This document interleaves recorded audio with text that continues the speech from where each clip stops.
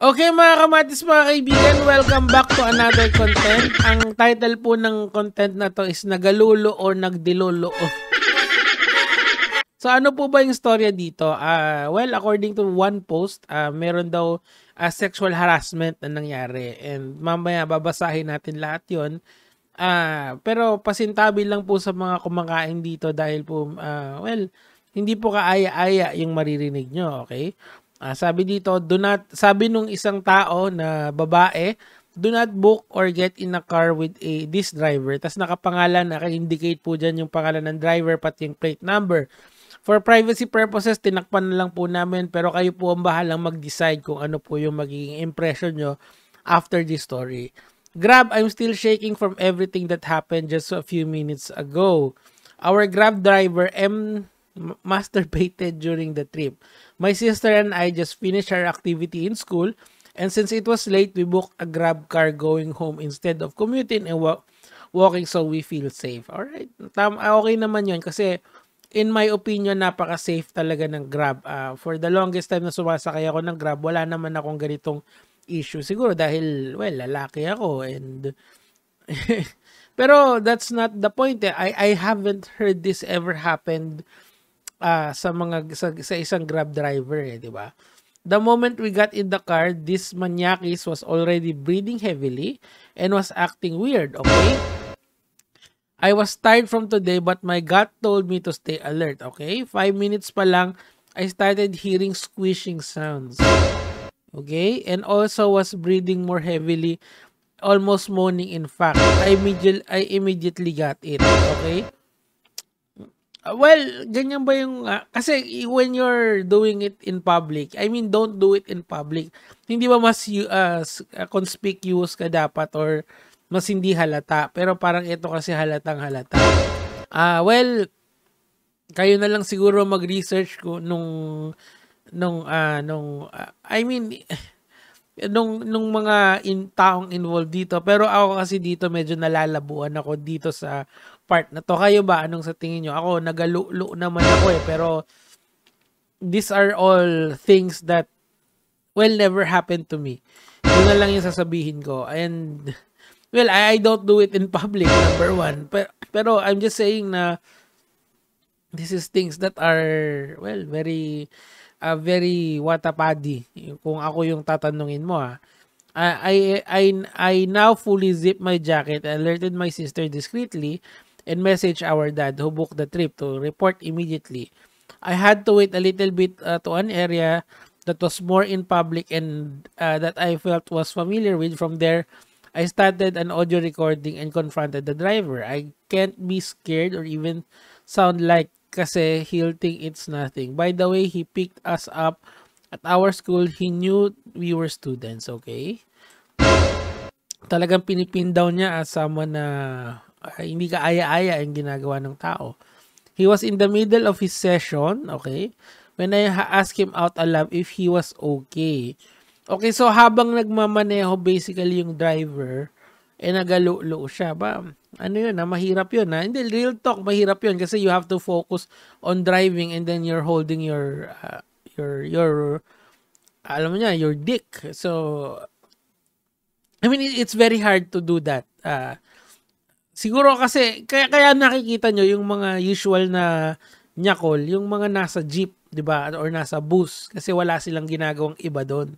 Pero ito kasi ang pinalalabas dito nung writer is that yung nagalulo is nagmamaneho din. So that's very difficult to do I mean, I haven't encountered this in my whole life. I mean, I'm not even kidding.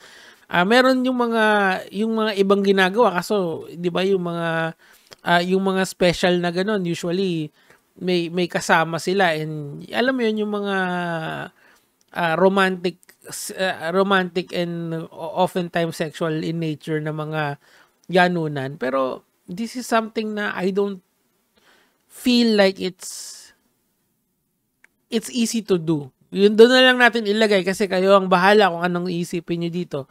He was in the middle when I asked him to loud. I told him that I noticed he was super breathing heavily.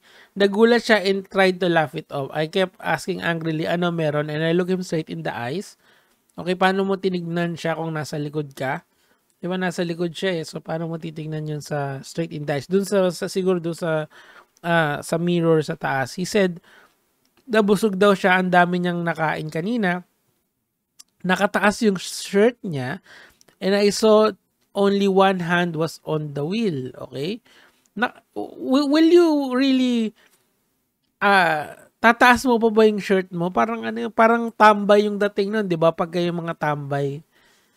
Tapos nagalulu pa, tapos nakahawak sa one hand on the wheel, pero storya niya 'yan, 'di ba? The squishing, ayoko namang invalidate yung storya niya kasi well, just to be fair, pero as a guy na medyo I'm on the side na mahirap paniwalaan.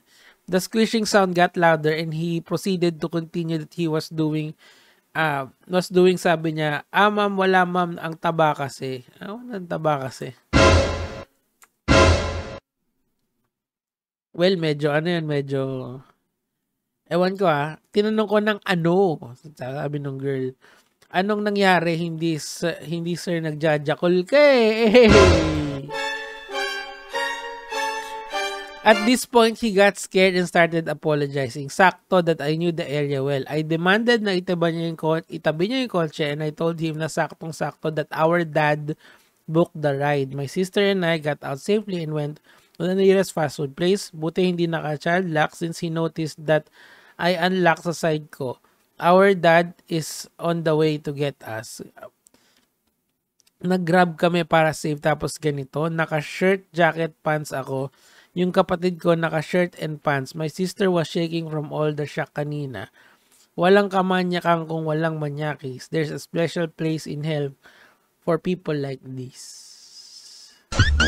Ay, hindi, mali ito. So, this is the story of, or yung, at least yung complaint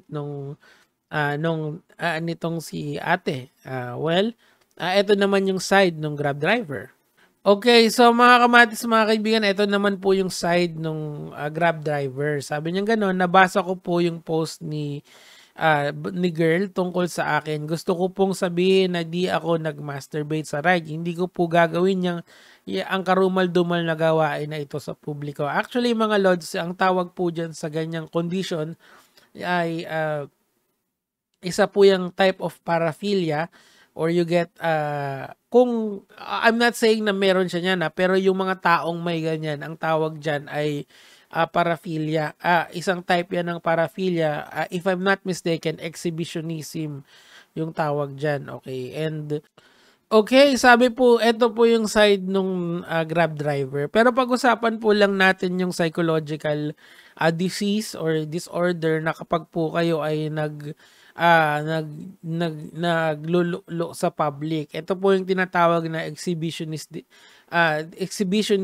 or exhibitionistic disorder na isa pong type of paraphilia. Okay, so I'm just saying, hindi ko dinadiagnose si kuya dito. Sinasabi ko lang dito, yung mga taong ganon, usually doon yung diagnosis nila. Okay, so alam niyo naman yan.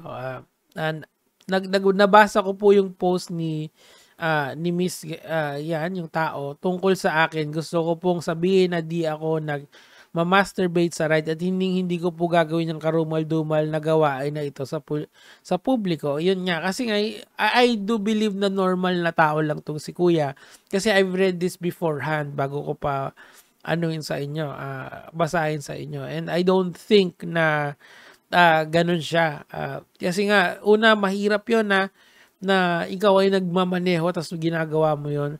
Ako po ay isang pamilyadong tao at may 2 anak na babae. Isa pa yan. Kaya matindi po ang aking respeto sa kababaihan. Ako po ay overweight, may hika at high blood. So, nagagaling ko lang po sa hapunan at dahil po sa kabusugan ay hinihingal ako. Pwede yun kasi kung naghihika siya ng hinga dahil nga may hika siya. So, meron naman pala siyang explanation doon. Naiintindihan ko kung paano ito maaaring misinterpret nung babae. Pero ulitin ko po, hindi ko po ako nagmamasturbate. Okay? Napatunayan rin po na na kailanman ay wala akong inilabas na mapapatunayan rin po na kahit kailanman wala po akong nilabas na ari sa kasagsagan ng ride. Actually, mahirap talaga yan mga lods tapos mag-look ka pa. Gusto kong din iklaro na ako po ay hindi nagsosorry o nagpanic nung ako ay hinarap at kinonfront ni Miss yun nga. Kasi meron niyang altercation na nangyari. Dahil wala naman akong ginawang masama. Correct, palakpakan. Mas nagtaka lang po ako dahil biglang nag-request na bumaba. Kinasta ko po rin sila kung bakit sila nagpababa. Mapapatunayan po yan sa audio protect recording ng Grab. Nakasalukuyan din pong nire-review. Halos 5 to 6 minutes lang po silang nasa loob ng aking sasakyan. Recorded pala lahat ng Grab rides, no? Ako po ay katabaan lamang. Kaya iba po yung tunog ng aking hingal. Umaano siya, humahalak yung tawag dun eh. Minsan na-experience ko din yan kapag kunyari, medyo pagod ka, talagang nagbi-breathe heavy ka. Pag malaki ka talaga, I can attest to that. Pero yung paglulo, hindi eh. Kahit na sabihin mong lalaki ako eh, di ba? Pasensya na po kung nakaabala, nakakabahala sa iba. Naiintindihan ko yung kung bakit ako pansamanan, ay nako, yun lang, grabe. Hindi na-activate ngayon ng Grab. Hindi pa po ako nakakabiyaya hanggat hindi matatapos ang investigasyon na isinasagawa. Kung kinikailangan, willing po akong harapin at kausapin ng personal yung babae at ang kanyang ama. Okay? Humingi lang po ako ng paunawa at naaway maimbestigahan ito ng patas at maayos at matapos na ang mga maling akusasyon ng paghuhusga dahil naapektuhan na rin ang aking pamilya, lalo ng aking anak. Dahil sa dami ng bashing at death threats. Grabe talaga, no? So, ang nangyari dito, parang, hindi, gano'n naman alam nyo kasi, mga lods, talagang pag dito sa internet, merong kakampi, merong hindi kakampi, lalo na sa mga private citizens na naglalabas ng grievances sa internet. I suggest kay kuya, kung ako sa kanya, consult a lawyer. Maybe merong rito, merong something na always protect your rights all the time. Mga kasama, nagpapasalamat po ako sa inyong pag-unawa at suporta.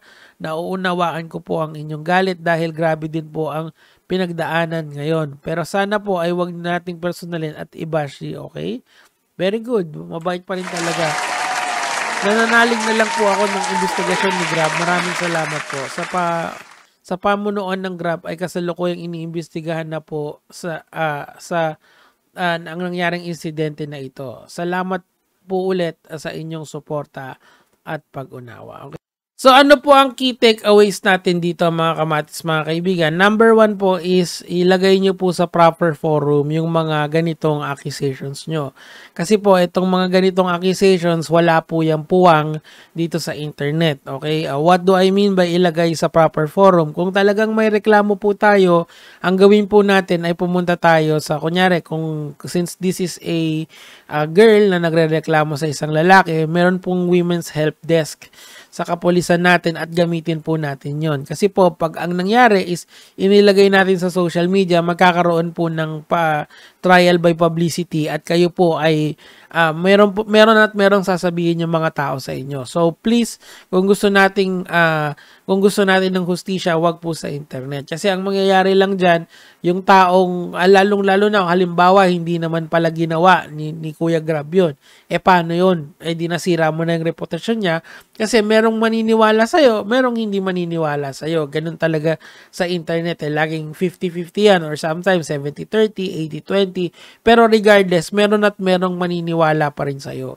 The point here is that if you want to seek justice, do not find it online. Kasi dito sa internet, talagang siguro gagawin mo na lang yan kung talagang wala na eh. Dito kasi nagsisimula pa lang yung issue, 'di ba? Nagsisimula pa lang siya. Alam natin na may reklamo si ate. So ang ginawa niya, imbis na pumunta siya sa kinaukulan, kahit nakasama niya na yung according to her, yung kanyang tatay, ay pumunta pa rin siya sa internet at tinag pa yung Grab dito. So ano bang gusto niya? Social justice galing sa internet. Hindi na po dapat yan ginagawa ngayon. Especially po kung ganitong mga sensitibong bagay. Kasi ngayon, nawala ng trabaho si Kuya because of these allegations or at least temporarily nawala ng trabaho si Kuya because of these allegations na binato ni ate rito. So let this be a lesson po para sa mga parents natin, para po lalong-lalo doon sa mga kababaihan natin na please wag po ang first resort natin ay internet. Gamitin po natin yung batas, kakampi po natin yan. Yun lang naman po yung sa akin for today. Gege mga lord.